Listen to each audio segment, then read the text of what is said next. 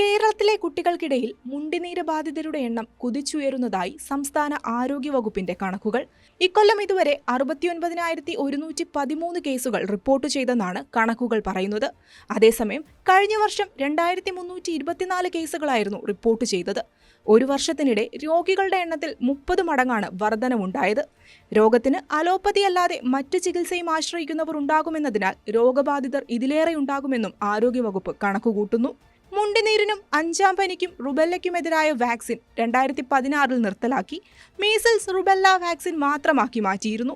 ഇതിനുശേഷമാണ് മുണ്ടിനീര് കേസുകളിൽ വർധനവുണ്ടായതെന്നാണ് ആരോഗ്യവകുപ്പിന്റെ വിലയിരുത്തൽ. MMR വാക്സിന് പ്രതിരോധശേഷി കുറവാണെന്നും മുണ്ടിനീര് ഗുരുതരമല്ലെന്നും കാണിച്ചായിരുന്നു കേന്ദ്ര ആരോഗ്യ മന്ത്രാലയം വാക്സിൻ നിർത്തലാക്കിയത്. അഞ്ചാം പനിക്ക് 93%, റുബെല്ലയ്ക്ക് 97% പ്രതിരോധം നൽകുമ്പോൾ മുണ്ടിനീരിന് 78% വാക്സിൻ പ്രതിരോധം നൽകിയിരുന്നത്. പാരാമിക്സോ വൈറസ് കാരണമുണ്ടാകുന്ന മുണ്ടിനീര് വായുവിലൂടെയാണ് പ്രധാനമായും പകരുന്നത്. 5 മുതൽ 15 വയസ്സ് വരെയുള്ള കുട്ടികളിലാണ് രോഗം പ്രധാനമായും കണ്ടുവരുന്നത്.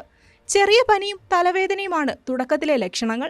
തുടർന്ന് ചെവിക്ക് താഴെ കവിളിന്റെ വശങ്ങളിൽ വീക്കമുണ്ടാകുന്നു.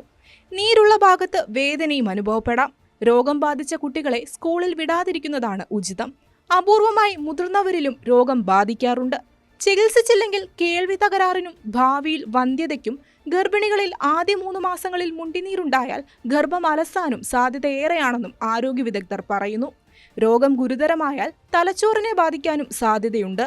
ഇക്കൊല്ലം ഇതുവരെ മലപ്പുറം, കണ്ണൂർ ജില്ലകളിൽ 10,000-ലധികം മുണ്ടിനീര് കേസുകളാണ് റിപ്പോർട്ട് ചെയ്തത്. മലപ്പുറം ജില്ലയിൽ 13,524 കേസുകളും കണ്ണൂർ ജില്ലയിൽ 12,800 കേസുകളും റിപ്പോർട്ട് ചെയ്തിരുന്നു. പാലക്കാട് 5,000 കേസുകളും തിരുവനന്തപുരത്ത് 1,575 കേസുകളും റിപ്പോർട്ട് ചെയ്തു. രോഗവ്യാപനത്തെ തുടർന്ന് തൃശൂർ, ഇടുക്കി, ആലപ്പുഴ ജില്ലകളിലെ ചില പ്രദേശങ്ങളിലെ സ്കൂളുകൾ ആഴ്ചകളോളം അടച്ചിട്ടിരുന്നു.